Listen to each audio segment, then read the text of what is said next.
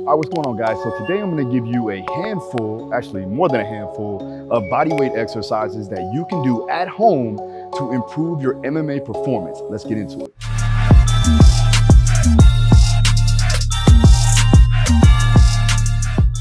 All right, guys, so before we go ahead and get into the exercises, I have to make sure that you hit the notification. And if you haven't done so yet, subscribe to the channel so you can get videos each and every week. We'll be putting out a lot of combat sports training and also leadership quality videos for you guys. So make sure you hit the like button, subscribe, and notification to see more videos. Let's get into it. All right, guys, so when it comes down to bodyweight training for mixed martial arts, remember, in MMA, there's a bunch of different movement patterns and strategies and rhythms and rhythm changes that you're going to be doing inside of a cage. So we have to make sure that we train that accordingly. Now, because you don't have any weights, then you're going to have to use your own body weight for resistance. And you're also going to have to use gravitational pull. So gravity is going to help you increase your force production, and then the amount of force you produce inside of that particular movement is going to elicit more strength gain and the quality of movement overall so that you can be good inside the cage. So the one thing that I'm going to go over is going to be positioning and also force displacement. Okay, so we're going to work through different ranges of motion. We're also going to work through different planes of motion to allow you to get the best out of what you have available, which is your own body weight. All right, so the first one, very simple, and you've done this if you do any type of jiu-jitsu or wrestling, is a sit out. Now, the sit out is going to work through the transverse plane.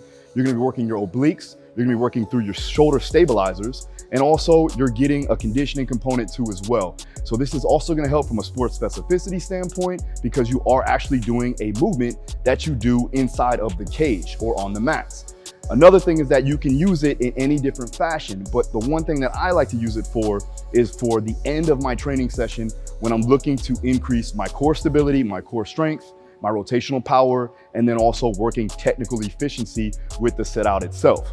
This can also be done inside of a conditioning factor if you're doing some type of lactic circuit or sports specific circuit that is going to enhance your quality of conditioning with this particular movement. Now, the goal here is to make sure that you lock down the body. So when you go to rotate through, you want to make sure that your arm is locked in and your shoulder is stable. Then from there, you're going to sit your leg through, look up, and then come back around into what we call a tabletop position. So once you go tabletop, you go to the other side, you sit your leg through, hip goes up, glutes are squeezed, head is up tall, and then you reverse the process back and forth. Okay, the next one, and this is in no particular order, but a single leg glute bridge. Now, the reason why I like the single leg glute bridge is it helps you with hip extension, and it also helps with your glute firing efficiently. So you're working on extension on one side, and then you're also getting a stretch with that particular leg on the other. Now, the one thing here is that you have to stabilize your pelvis when you produce force into the ground, lifting your hip up. What that's gonna do is help you in guard, right? So if you are trying to stabilize your base, you need to have strong hips, right? Another thing that it's gonna do if you're on bottom is gonna allow you, if you do get caught in a position, it'll allow you to get out of that position, right? When you go ahead and buck and turn and rotate and just try to regain your guard, you need to have that ability to extend the hips, right? So for that, we're gonna be working through it in a unilateral fashion so that we can work each side of the hip independently of another. Okay, the next one, Russian twist. We're following along that transverse plane line. With the Russian twist, you're gonna be working rotation, obviously, right? So the goal here though, is I see a lot of times people mess this up by rounding the shoulders too much and rounding their back. What we wanna see is a nice neutral spine, right? I like to make sure that I keep my fingertips on my ribs and I rotate with my shoulders back. So I'm keeping a nice tall posture and I'm rotating through that transverse plane, working the obliques and then also working on keeping my body stable and upright with my rectus abdominals. Another thing is that you're gonna be working the hip flexors too as well if you keep the feet up. Now, to regress that, you would keep your heels down so that you can rotate efficiently without falling all over the place. This is a good way to strengthen up the core and also increase your rotational power. All right, so the next one is gonna be a rear foot elevated split squat or any split squat variation. I do like the rear foot elevated because it allows for that anterior translation of the femur, which similarly mimics a shot perspective. So if you're going into a wrestling shot or you're trying to get a takedown, this also works that particular muscle in the glute, in the quad, especially in the VMO, and also you're working on deep knee bending. So again, you're working on range of motion, you're working on strengthening up those muscles that surround that joint. And then also you're putting your body in a position that's similar to what you would be doing inside the cage. All right, the next one is gonna be a dive bomber. Now, the reason why I like the dive bomber is it allows you to get your hips down and into the ground. And that's good when you're trying to hold a position, especially in jiu-jitsu or again in MMA, if you're trying to keep a person or your opponent down with heavy hips. Another thing is that it's gonna give you shoulder dexterity, and it's also gonna work the upper body in general. It's gonna work the anterior chain along with the posterior chain because you're actually working glutes and you're working your lats because you have to actually retract and squeeze as you drive your hips into the ground. And as you pike up into that hip high position, you're gonna be working on your abs. So you're pulling your belly button into your back and then driving underneath, like you're getting underneath, I like to say, a piece of barbed wire. So you don't hit that barbed wire, getting all the way underneath and working the shoulders and the triceps as you press up into that hip down position.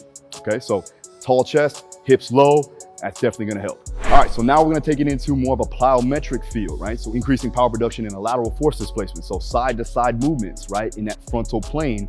This is really good for getting in and out of the pocket. Again, finishing a takedown, especially on a blast double. This is gonna be good for all athletes. We're also gonna be working the hips. We're gonna be working on the vastus lateralis because you're actually pushing through that lateral position. And then also we're getting some power production through the force that we're displaying over and over again. So again, when you're hitting that lateral push, you have to load, decelerate, and then explode out. So think load and explode, right? Decelerate, accelerate. It's gonna be really good for increasing, like I said, your movement inside the cage. All right, so this one's gonna be a two-part. So we have a sprawl to a bounding broad jump. Now, what that's gonna do is, one, you know what a sprawl is, right? That's sport specific. We're trying to stop that shot. So we're driving our hips into the ground and then explosively getting our feet on the ground and redirecting force. So we're getting up on our feet, and with that fast amortization phase, so limited time on the ground, you're gonna jump forward, right? Horizontal force displacement, and then redirect it again. So it's gonna be two jumps. That's because we're bounding. So we're gonna do two explosive jumps going forward. When you jump forward, you wanna shoot your hips and drive your feet past your hips once you land, landing in a neutral position. So the main thing here is that we're producing force going forward. And the last one, you can do this two ways. This is a mountain climber. Now the mountain climbers, you can be doing this slowly or you can do it fast. Now the fast version is obviously more for a conditioning factor, but you're gonna have some stability in there too as well. The slower version is really to increase the trunk strengthening. So you're gonna be driving your knee up towards your chest and pulling your belly button into your back. This is gonna help with posterior expansion. So if you do have any type of compression on your back, this definitely helps from a recovery standpoint, from a physical therapy standpoint, but also you're getting a training aspect done on there too as well. The reason why I like to have a wall reference is because I get to stabilize myself, drive my heels into the wall. As I press into the wall, I'm pulling my opposite knee into my chest. So again, you're working a large amount of stability in the pelvis, and then you're also strengthening up the anterior chain. All right, guys, so if you like these exercises and are trying to learn how to put that into a program, have no fear, because I do have Body Armor. Now, Body Armor is an 8-week program, body weight only, for MMA, but for any combat sport, or just if you want to train like a fighter. Link is down below for Body Armor. Check it out now. All right, again, if you haven't done so yet, hit the subscribe button, hit the notification, and hit the like button. I'll see you again next time. Peace.